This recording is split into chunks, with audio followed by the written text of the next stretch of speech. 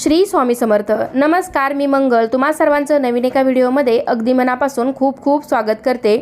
यंदा म्हणजे 2026 मध्ये होळीवर भद्राची सावली आणि चंद्रग्रहणाची सावली असणार आहे. त्यामुळे नेमकी होळी कधी पेटवावी, म्हणजेच होली दहन कधी करावं, धुलीवंदन कधी साजरं करावं, अशी सविस्तर माहिती तुम्हाला मी आजच्या व्हिडिओमध्ये देणार आहे. त्यासाठी व्हिडिओ शेवटपर्यंत पहा. चॅनलवरती नवीन असाल तर चॅनलला नक्की सबस्क्राईब करा. लगेचच आजच्या व्हिडिओला सुरुवात करूयात.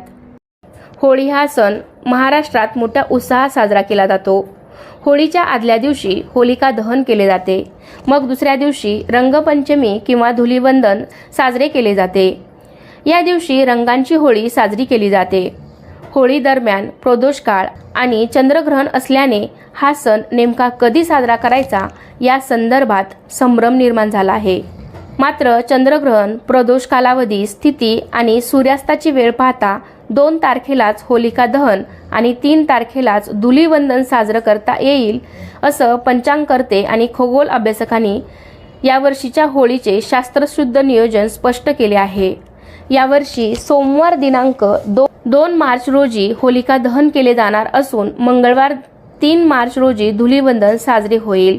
2 मार्चलाच होलिका दहन का करावं? सोमवार 2 मार्च रोजी सायंकाळी 5:55 फाल्गुन पौर्णिमेला सुरुवात होत आहे. शास्त्रानुसार ज्या दिवशी प्रदोष काळात सूर्यास्तानंतरची वेळ म्हणजेच पौर्णिमा असते त्याच दिवशी होलिका दहन करणे उचित मानले जाते. यावर्षी हा योग 2 मार्च रोजी जुळून येत असल्याने याच दिवशी होळी पेटवली जाईल असं सांगितलं जात आहे. मंगळवार दिनांक 3 मार्च रोजी ग्रस्तोदी चंद्रग्रहण आहे. धर्मसिंधू या ग्रंथातील नियमानुसार जर दुसऱ्या दिवशी ग्रहण असेल तर त्यापूर्वीच्या दिवशीच होलिका दहन करणे श्रेयस्कर असते. म्हणूनच ग्रहणाचे नियम आणि पौर्णिमेची व्याप्ती लक्षात घेता सोमवारीच होळी साजरी करण्याचा निर्णय पंचांगकर्त्यांनी दिला आहे. अनेकांना असा प्रश्न पडला आहे की भद्रा काळात होळी पेटवावी का? कारण सोमवारी 2 मार्च रोजी सूर्यास्तानंतर प्रदोष काळात भद्रा काळ असणार आहे. भद्रा काळ असला तरीही त्या काळात होलिका दहन करता येतं असं पंचांगकर्त्यांनी सांगितलं आहे. त्यामुळे भद्रा असली तरी शास्त्राप्रमाणे प्रदोष काळातील पौर्णिमेलाच महत्त्व देऊन होळी सोमवारी 2 मार्च रोजी पेटवता येईल. धुलीवंदन आणि रंगपंचमी होली दहनाच्या दुसऱ्या दिवशी म्हणजेच मंगळवारी 3 मार्च रोजी धुलीवंदन असेल. मात्र या दिवशी चंद्रग्रहण असल्यामुळे ग्रहणाचे वेध आणि पाळण्याचे नियम लक्षात घेऊन नागरिकांनी हा सण साजरा करावा असेही सूचित करण्यात आले आहे. यावर्षी 2 मार्च 2026 रोजी सोमवारी भद्रा असताना प्रदोष काळात होलिका दहन करावे.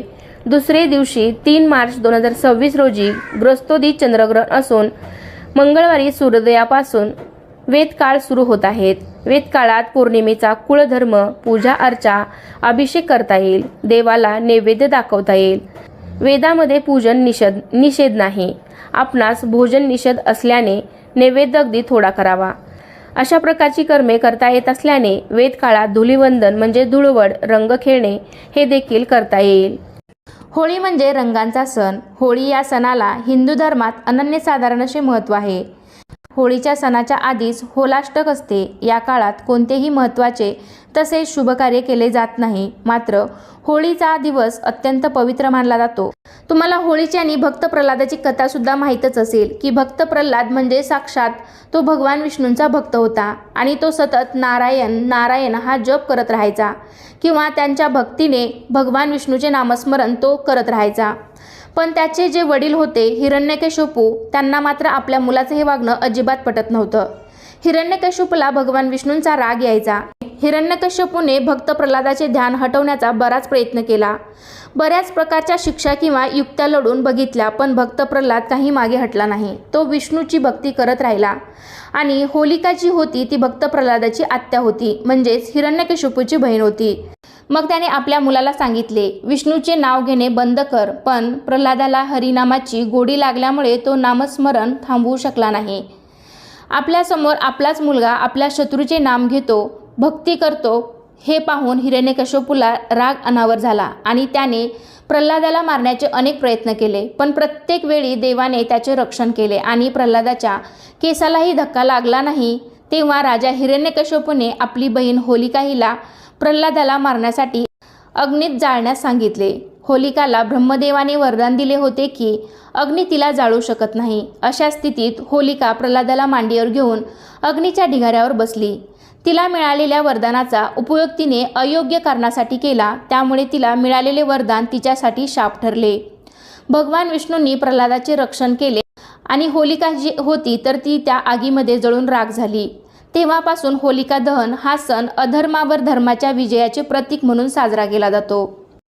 म्हणूनच होळीचं दहन करण्याची पद्धत आहे. आणि या कालावधीमध्ये म्हणजेच होळीच्या अगोदर जे काही 7-8 दिवस असतात, ज्याला आपण होलाष्टक म्हणतो, तर त्या कालावधीमध्ये या प्रल्हादाला भरपूर प्रकारचा त्रास हिरण्यकश्यपू म्हणा किंवा त्याची आत्या म्हणा किंवा हिरण्यकश्यपूचे जे काही सैन्य होतं तर त्यांनी या 7-8 दिवसामध्ये खूप त्रास दिला होता. तर त्यामुळेच हे जे 7-8 दिवस आहेत, जो कालावधी आहे तो अशुभ मानला जातो. आणि बऱ्याच वेगवेगळ्या प्रकारची कार्यसुद्धा जी काही शुभकार्य आहेत तर ती या काळामध्ये केली जात नाहीत. धर्मशास्त्रानुसार होलाष्टक अशुभ का आहे हे आपण जाणून घेतलं. आता ज्योतिषशास्त्र होलाष्टकाबद्दल काय सांगतं की त्यामुळे सुद्धा होलाष्टक अशुभ मानलं जातं, हे मी तुम्हाला यापुढे सांगते. ज्योतिषशास्त्रानुसार होलाष्टकाच्या पहिल्या दिवशी म्हणजेच फाल्गुन शुक्ल अष्टमीच्या दिवशी, अष्टमी तिथीला चंद्र, नवमीला सूर्य, दशमीला शनी, एकादशीला शुक्र, द्वादशीला गुरु, त्रयोदशीला बुध, चतुर्दशीला मंगळ आणि पौर्णिमेला राहू यांची ऊर्जा नकारात्मक असते. असे म्हटले जाते की या काळात लोकांची निर्णय घेण्याची क्षमता ही कमकुवत होते आणि त्यामुळे ते कधीकधी चुकीचे निर्णय घेतात, ज्यामुळे नुकसान होऊ शकतं. राहूचं उग्र रूप असतं, तर या कारणामुळे या 8 दिवस मानव मस्तिष्क सर्व विकार, शंका आणि दुविधामुळे व्यापत असतं. या गोष्टी जर मानवजातीच्या बाबतीत होणार असतील तर नक्कीच माणूस कोणत्याही प्रकारचे निर्णय चांगले घेऊ शकणार नाही. आणि एखाद्याने जर या कालावधीमध्ये एखादं कार्य सुरू केलं तर त्या शुभ कार्यामध्ये यश मिळण्याऐवजी अपयशच हाती लागू शकतं. म्हणूनच फाल्गुन कृष्ण प्रतिपदेला या 8ही ग्रहांची नकारात्मक शक्ती कमजोर होते आणि त्या दिवशी आपण धुलीवंदन अगदी आनंदाने साजरं करत असतो. तर या दिवशी गुलाल किंवा मग होळीची जी राख आहे तर ती लावण्याची पद्धत आहे. बऱ्याच ठिकाणी होळीच्याच दिवशी म्हणजेच होलिका दहनाच्या दिवशीच रंगपंचमी साजरी केली जाते आणि यालाच आपण होळीचा सण असंही म्हणत असतो. तर तुम्हाला कळलंच असेल की होलाष्टकामध्ये आपण कोणकोणते नियम पाळायचे आहेत. होलाष्टकाच्या अष्टमी तिथीपासून ते पौर्णिमेपर्यंत वेगवेगळ्या ग्रहांची नकारात्मक शक्तीही वाढते, त्यामुळे कामावर अशुभ परिणाम होतो आणि म्हणूनच या 8 दिवसांमध्ये शुभ कार्य करू नयेत. शास्त्रानुसार या दिवसांमध्ये ग्रहांची स्थितीही विस्कळीत असते, त्यामुळे सकारात्मक ऊर्जेवर त्याचा परिणाम होतो.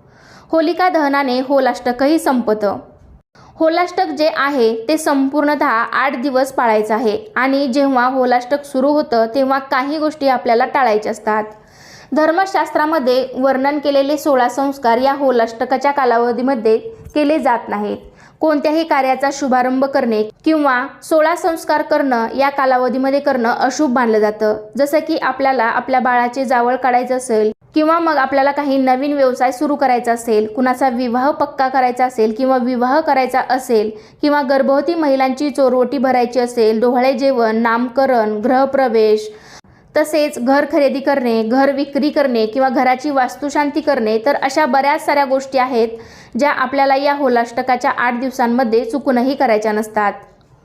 तर हा व्हिडिओ पाहिल्यानंतर तुमच्या मनामध्ये कोणतीही शंका उरलेली नसेल. आशा करते की हा व्हिडिओ तुम्हाला आवडला असेल किंवा अजूनही काही तुमच्या शंका असतील तर मला कमेंटद्वारे नक्की विचारू शकता. चला तर मग पुन्हा भेटूया अशाच एका छानशानी माहितीपूर्ण व्हिडिओमध्ये. तोपर्यंत सर्वांना श्री स्वामी समर्थ.